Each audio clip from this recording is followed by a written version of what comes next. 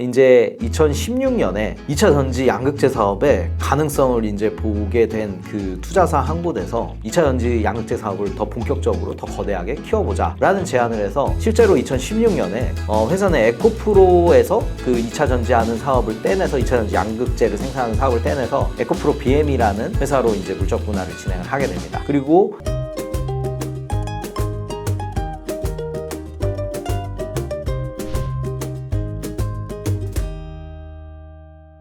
안녕하세요. 전석철의 유니콘의 VC 전석철입니다. 오늘은 제가 여러분들 너무 잘 아는 에코프로 그룹의 이제 시작과 에코프로 회사가 어떻게 성장해 왔는지에 대해서 얘기를 하려고 쫙 준비를 좀 해왔습니다. 지금 촬영일 기준으로 한 가지 조금 당혹스러운 것 중에 하나는 회사가 워낙 드라마티컬하게 많이 이제 여러 가지 히스토리가 있고 되게 고난과 과정 위기를 겪어가면서 이렇게 성장을 잘 했는데 그 얘기를 하려고 많이 준비를 이렇게 했는데 어떻게 보면 어제 조금 그 이제 창업주분께서 이제 좀 안 좋은 일이 이렇게 있는 기사를 보고 되게 당황했어요. 그래서 이거를 어떻게 이야기를 준비해온 걸 어떻게 해야 되지? 라고 생각을 조금 했었는데 그럼에도 불구하고 제가 곰곰이 생각을 좀 해봤는데 저희 결론은 그래도 어떻게 보면 우리나라에서 이렇게 굴지에 글로벌리한 기업이 나오기까지 굉장히 재밌는 히스토리랑 굉장히 중요한 고비마다 여러 가지 에피소드들이 있거든요. 그래서 그 얘기 준비한 거는 좀 하는 것도 괜찮지 않겠나 라고 생각을 했기 때문에 제가 회사에 대해서 히스토리와 그리고 펀딩의 중요 상황에 대해서 이야기를 좀 드릴 건데요. 그 과감 없이 이런 회사가 이렇게 만들어져서 이렇게 올라왔구나 라고 생각해 주시면 더 좋을 것 같습니다. 그래서 먼저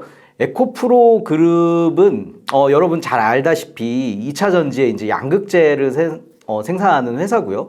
독보적인 이제 생산 기술이 있어서 어떻게 보면 지금 굉장히 글로벌리 주목을 많이 받고 있고 안정적으로 공급하면서 성장을 거듭하고 있기 때문에 아시다시피 많은 그 주식시장 관계자들이 이제 작년, 올해 특히 이제 화두의 중심이 됐었고요. 근데 이제 처음 시작은 좀 여러 가지 히스토리가 있습니다. 처음에 에코프로의 이제 창업주인 이동철 회장님이 원래는 회계사 출신이세요. 그 처음에 이제 상고를 다니셨고 그 다음에 이제 은행에 가셔서 회계사 준비를 열심히 하셔서 이제 회계사가 되셨고 회계사로서 이제 15년간 재직을 했는데 6년은 처음에 회계펌에서 일을 하다가 이제 그 이후에는 내 사업을 해야 되겠다라고 생각해서 회사 사업을 이제 시작을 했었고 그 자기 펌을 만들어서 이제 독립을 하고 나서는 1992년이랑 93년에는 소득세 랭킹에서도 자기가 상당한 위치에 오르고 건물도 살 정도로 굉장히 성공적으로 돈을 잘 모았대요. 그래서 이제 순항하던 와중에 친척분 중에 한 분이 이제 자기가 사업을 하는데 보증을 서해달라라고 해가지고 갑자기 보증을 엉겹결에 이제 서게 되면서 그 사업에 자기도 이제 발을 들이게 되고 이제 본격적으로 뛰어들게 됐는데 모피 사업을 이렇게 하셨다고 합니다. 근데 이제 97년도에 다 아시는 그 IMF 위기 때 이제 회사도 당연히 이제 자금이 받아야 될 때에서 못 받고 이제 대금 물어줘야 될 때는 이제 물어줄 돈은 이제 계속 쌓이고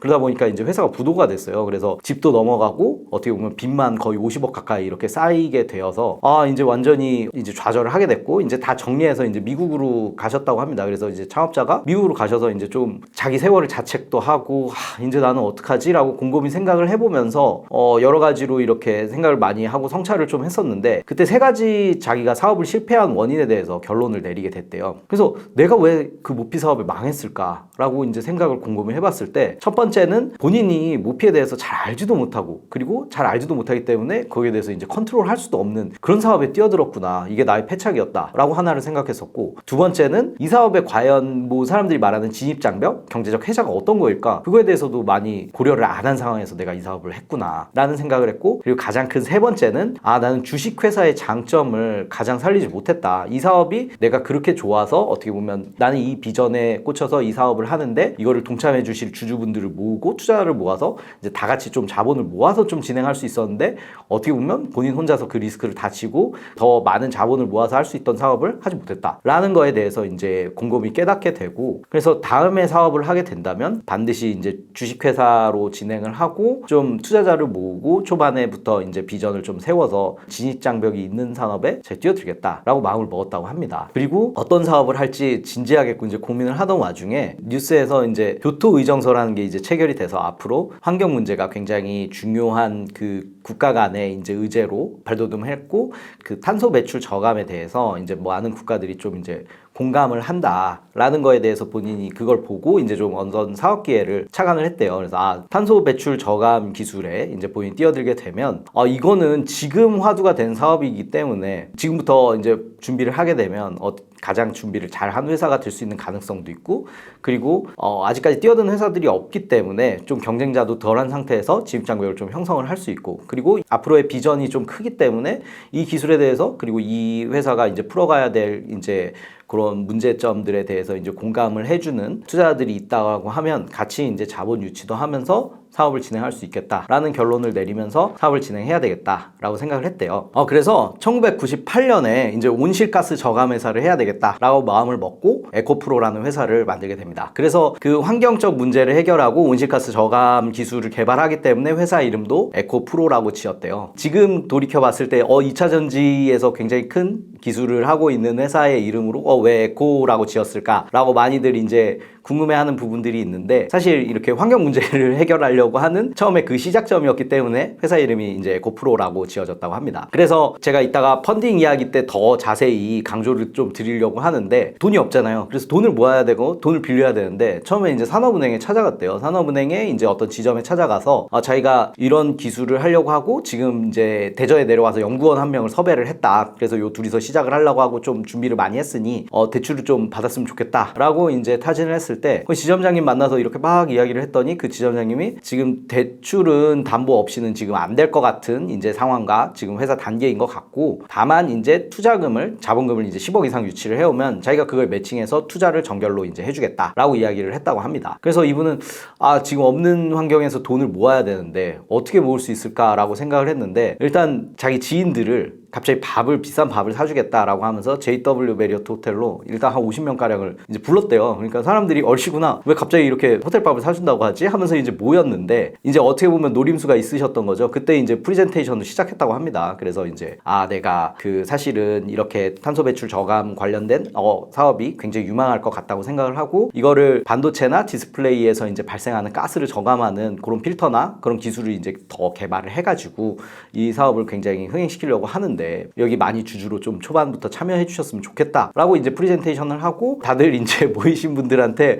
어느 정도 투자를 할 수 있는지 좀 써달라라고 이야기를 했대요. 거기에서 또 하나 재밌는 포인트 중에 하나는 쓰는데 이제 집에 가거나 아니면 다른 사람들이랑 의논하면 100% 이제 다 못하겠다라고 할 것 같으니 여기에서 몇 천만이 됐든지 좀 확정을 해달라라고 했고, 어떤 그 재주가 있었는지 사람들이 생각보다 그거에 응해줬고, 그래서 약 13억 가량을 이렇게 투자금으로 모아줬다고 합니다. 그래서 그거랑 이제 산업은행에서 매칭한 이제 10억, 약 23억 바탕으로 에코프로라는 회사가 이제 시작이 된 거죠. 그리고 이제 에코프로는 계속 연구 개발을 이제 하면서, 어떻게 보면 제가 예전 영상에서 한번 말씀을 드린 적이 있는데, 딥테크 기술 기반 회사들은 어떻게 보면은 초반에 성장하기까지가 너무 험난한 과정이 있습니다. 그 기술이 개발되기까지 회사가 돈을 버는 거는 없는데 계속 실험하고 계속 연구 개발을 해서 계속 트라이 하면서 어떻게 보면 그 본인들이 이제 개발하고 싶은 기술의 그런 수치들을 달성하기 위해서 계속 트라이얼 에러를 이제 반복해 가면서 이제 본인들 생각하는 기술을 이제 될 때까지 계속 시간과 자신과 리소스를 부으면서 싸움을 해야 되는, 그런 어떻게 보면 굉장히 지리한 과정이 있었거든요. 그래서 회사 같은 경우에도 당시 이제 그 창업자분이 말하기로는 계속 돈을 구하는 과정이 너무너무 힘들었다. 자기는 어떻게 보면 기술 개발하는 회사를 이제 진행을 하고, 그거 회사가 이제 잘 이끌어 나갈게 이제 어느 정도 투자를 받으면 좀 이제 사람도 뽑히고 보다 더 실험을 거듭해서 이제 기술이 잘 개발될 줄 알았는데, 어떻게 보면 하는 일이 계속 돈 빌리러 다녀야 되고, 돈 이제 떨어지면 그거 다시 구해오고 다시 빌리고 뭐 찾아다니면서 다시 어떻게든 설득하고, 그 과정에서 이제 굉장히 좀 이제 번아웃도 오고 어떻게 보면 좀 많이 지치기도 했는데, 또 그 과정에 굉장히 좀 좋은 포인트로 이제 생각했던 것 중에 하나가 과제 개발이었대요. 그래서 많은 기술 기업들이 어떻게 보면 나라의 이제 자금을, 어떤 프로젝트를 난 이런 기술 개발하겠습니다. 이게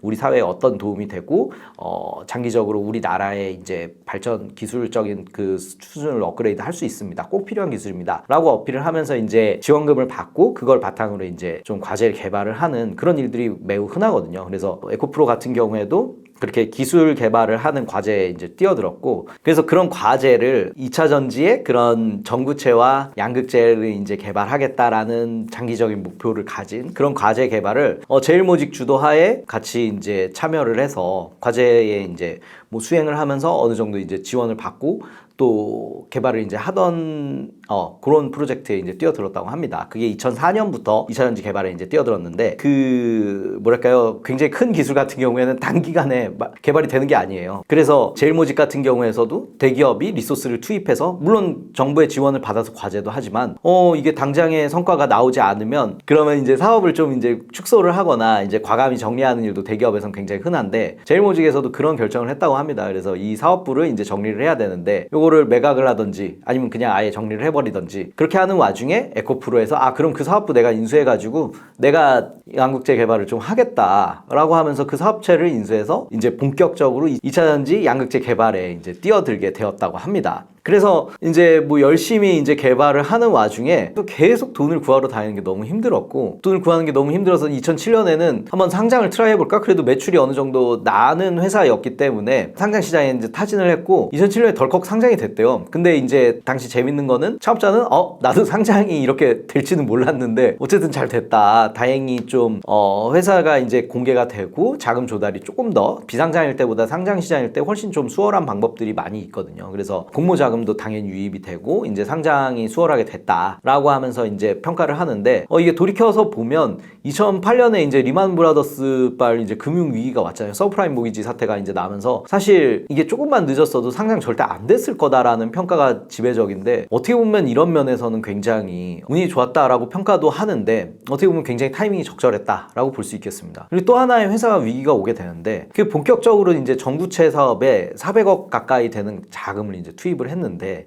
본인들이 이제 생각하던 그 양산을 이제 해내고 있는데 그 가격이 점점 전구체 가격이 떨어지면서 본인들이 생산해내는 비용보다도 그 판가가 더 떨어져서 계속 사업의 존폐 위기에 이제 놓이게 됐대요. 회사에 약간 존폐 위기가 있었는데 다행히 그 회사는 앞서 말씀드렸던 것처럼 이제 탄소 배출을 저감하는 그런 PFC 가스를 제거하는 그런 기술을 만들고 이제 적용을 하려고 하고 있었고 요거를 환경 투자 목적으로 투자를 하는 회사가 이제 스틱 인베스트먼트라는 곳에서 300억의 이제 투자금을 요 기술 개발을 목표로 투입을 하게 되면서 다행히 유동성 위기를 넘어갔다고 합니다. 그리고 회사는 계속 어떻게 보면 지리한 그런 기술 개발을 이어가다가 2013년에 소니의 처음으로 양극재 공급이 성사가 되었다고 합니다. 그러면서부터 본격적으로 에코프로에 이제 양극재를 이제 국내 유수 기업들도 도입을 하게 되면서 동사의 2차 전지 사업이 이제 자리를 잡아가기 시작하는 이제 조짐이 있었어요. 그리고 회사가 굉장히 중요한 분기점을 맞게 되는데 이제 2016년에 2차 전지 양극재 사업의 가능성을 이제 보게 된 그 투자사 한 곳에서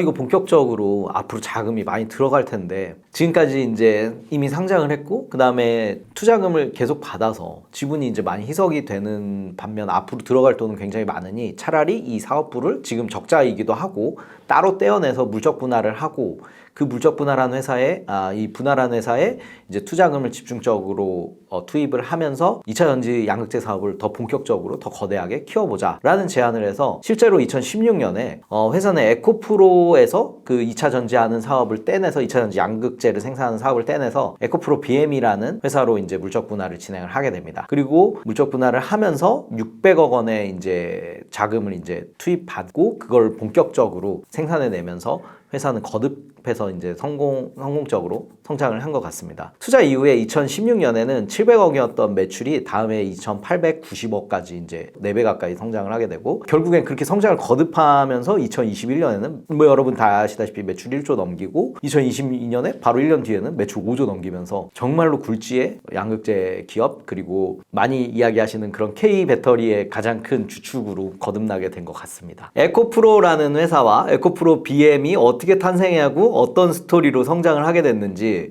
대해서 이야기를 드렸는데요. 하나의 회사가 이렇게 자기가 하려고 하는 어떻게 보면 사업을 찾아가고 자기에 맞는 사업으로 끝까지 이렇게 성장하기까지 사실 굉장히 많은 난관이 있었고 그 난관을 이겨내기 위해서 굉장히 이제 또 외부의 자금도 많이 필요하고 여러 가지 이벤트를 통해서 그런 난관을 넘기는 점에서 많은 시사점이 있다고 생각할 수 있겠습니다. 혹자는 이야기합니다. 운이 좋았네. 어떻게 보면 2007년에 그 상장 안 했으면 어떻게 될 뻔했어. 그리고 초반에 그렇게 지인들의 투자금을 모으지 못했으면 이거 완전히 시작이 안 됐겠네. 그리고 제일모직이 그 국가 과제를 같이 진행을 하고 2차 전지 양극재 개발하던 그 사업부를 넘기지 않았으면 이게 이게 잘 안 됐겠네. 그리고 물적 분할해서 그 자금 투입하는 거 못 받았으면 사업 잘 안 됐겠네. 운이 좋았네. 라고 할 수도 있겠지만 사실 반대로 뒤집어 보면 그렇게까지 필사적으로 그 사업에 매달리고 어떻게든 살아남으려고 발버둥 치지 않았다면 과연 그 운을 잡을 수 있었을까요? 그래서 여러 가지 시사점을 주는 것 같습니다. 어떻게 보면 운이라는 것도 준비된 사람 그리고 처절하게 몸부림치는 사람한테 그 오게 되고 그걸 잡는 사람과 못 잡는 사람은 처절하게 준비를 하면서 처절하게 그 살아남으려고 버티는 그 과정이 사람들이 말하는 성공한 기업은 운이 좋았다 라고 하는 그 초석이 되는 것 같습니다. 그래서 여기서 주는 시사점은 우리도 평소에 더욱더 자기가 하고 싶은 꿈을 위해서 더 많은 시도를 해야 되고 더 처절하게 버텨가면서 나에게 운이 왔을 때 과연 잡을 수 있는 사람이 될 수 있나, 그리고 우리 회사가 과연 그런 운을 잡을 수 있나 곰곰이 돌이켜보면 좋을 것 같습니다. 네, 이상으로 오늘 드릴 말씀을 마무리하도록 하겠습니다. 다 같이 본인은 어떤 지금 상태에 있고 내가 더 어떻게 그 지금의 상태에서 운을 잡을 수 있는 사람이 되고 운을 잡을 수 있는 회사가 될지 다 같이 고민을 해보는 계기가 되면 좋겠습니다. 감사합니다.